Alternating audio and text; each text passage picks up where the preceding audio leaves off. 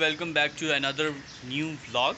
आज हम ईद का तीसरा दिन है और तैयारी है सी व्यू जाने की, क्योंकि मौसम बहुत खुशगवार है सुबह 3 दिन से। बहरहाल दोपहर में गर्मी की शिद्दत थोड़ी बढ़ जाती है, लेकिन हाँ सुबह में थोड़ा मौसम खुशगवार रहता है। तो आज हमने सोचा क्यों ना सी व्यू पे चलते हैं। हमारे साथ शौकत भाई मौजूद हैं, से हेलो। ओके अली, आप तैयार हो चलने के लिए? हाँ। ओके चलें जी, अगर अली ने ओके कह दिया इट मीन्स तैयारी पूरी है। फ़ौरी तौर पर सी व्यू की तरफ निकले। मौसम बहुत खुशगवार था, सुबह के 8 बज रहे थे और ड्राइव करने में बहुत मज़ा आ रहा था। लाइट म्यूज़िक चल रहा था गाड़ी में, सब बातें करते हुए चिल करते हुए जा रहे थे। इनफैक्ट एक बहुत बुरी आदत जो मेरे अंदर है, जो मैं एक्सेप्ट करता हूँ, जो कि मुझे रास्तों का बिल्कुल नहीं पता। इनफैक्ट कहीं भी जाना हो, कहीं मुझे आप बहुत दफ़ा भी ले जाओगे, मैं बार बार आपसे रास्ता पूछूंगा किस तरह जाना है, यहाँ से राइट या लेफ़्ट, राइट या left. In this process back side पे मुझे भाई और बराबर में शौकत भाई बैठे हैं, वो मुझे रास्ता बता रहे हैं, और फिर साथ में अली बैठे हों तो फिर तो डायरेक्शन आपको मिलती ही रहती है, कोई परेशानी वाली बात नहीं है। सबसे बड़ी बात, ड्राइव करते हुए मुझे तो यकीन ही नहीं आ रहा था, क्योंकि एक दिन पहले प्लान हुआ और अगले दिन हम लोग सी व्यू जा रहे हैं। बड़ी बात है, क्योंकि आपको पता है प्लान्स बनते हैं तो सिर्फ वो प्लान्स ही बनते हैं, जा नहीं पाते। और फिर ईद का दिन था तो हमने सोचा क्यों ना, फिर तो मसरूफ़ हो जाएंगे कामों में, तो क्यों ना आज ही चलें। तो अल्हम्दुलिल्लाह सब ही फ्री थे, सब एग्री भी हो गए और हम निकल दिए। रास्ता बेहद खूबसूरत लग रहा था, क्योंकि डिफेंस के रोड, जिस तरह सफाई वहाँ होती है, और फिर ये मौसम, अल्लाह ताला का क्या ही निज़ाम है। कराची जो है एक ही दिन में 3 मौसम देख लेता है, बल्कि इससे भी ज़ायद, क्योंकि सुबह सुबह बेहद ठंडी हवाएं चल रही होती हैं और दोपहर में इस कदर गर्मी कि आप बर्दाश्त नहीं कर सकते।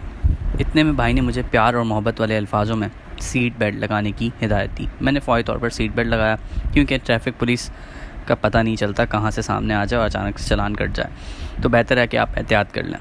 खैर, मौसम आप देख सकते हैं बेहद खुशगवार था, और जैसे ही मैंने सीट बेल्ट लगाया मैंने सोचा क्यों ना गाड़ी की स्पीड को थोड़ा तेज़ किया जाए, क्योंकि हम काफ़ी करीब पहुंच चुके थे 2 दरिया के स्पॉट्स के। तो डिसाइड ये हुआ कि पहले 2 दरिया के स्पॉट्स पे चलते हैं, पॉइंट्स पे चलते हैं, वहाँ थोड़ा एंजॉय करते हैं वहाँ, क्योंकि पिक्चर्स वगैरह अच्छी आ जाती हैं फैमिली में। यही डिसीजन था सबका मिल के कि भाई वहीं चलते हैं। तो फिर बस चल दिए मुसलसल मैं भाई से रास्ते पूछता जा रहा हूँ। भाई ने कहा अरे भाई सामने चल, सीधा चल, जब मुड़ना होगा मैं तुम्हें बता दूँगा। खैर, अलबत्ता बहुत इन्जॉय कर रहे थे, बहुत मज़ा आ रहा था, क्योंकि अली साथ बैठा हो और अली की बातें। वंस अगेन हम लोग अल्हम्दुलिल्लाह सेफली सी व्यू पे पहुंच चुके हैं, और बैक साइड पे आप देख सकते हैं मेरी फैमिली भी अल्हम्दुलिल्लाह मेरे साथ। हमने यहाँ पे ईद का दिन को एंजॉय करने का सोचा। प्लान तो खैर शौकत भाई का था, उन्होंने कहा कि फिर मौका मिलता नहीं है मसरूफ़ ज़िंदगी में से टाइम निकालने का, तो क्यों ना आज ही चल के 2 दरिया की इन लहरों का मतलब इनका मज़ा लिया जाए और इन्जॉय किया जाए।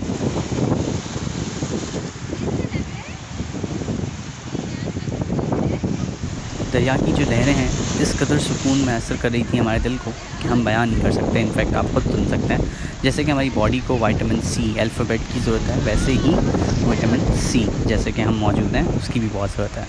बेगम से कहा सुकून से आइए हमारे साथ, हाथ पकड़ के हमने इनको थोड़ा और नज़ारे करवाए। दरिया की जो लहरें थी उनकी आवाज़ इस कदर हसीन, इस कदर कैफ़ थी कि मैं आपको बयान नहीं कर सकता।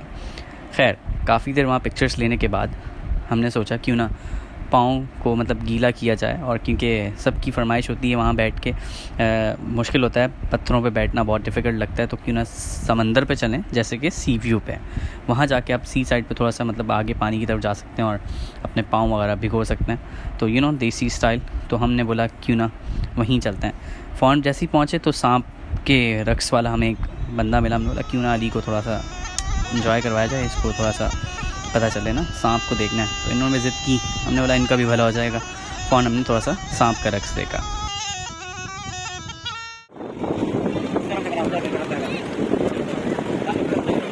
पर्सनली मैं जब भी सी व्यू जाता हूँ मैं घुड़सवारी ज़रूर करता हूँ। आज ईद का दिन था, शायद सब ईद मनाने अपने गांव गए थे, घोड़े नज़र नहीं आ रहे थे। अलबत्ता अली को ऊँट नज़र आया, तो अली की फरमाइश थी कि इनको ऊँट की सवारी करनी है। अली को ऊँट की सवारी करनी है तो चाचू को तो साथ बैठना पड़ेगा हिफाजत के लिए।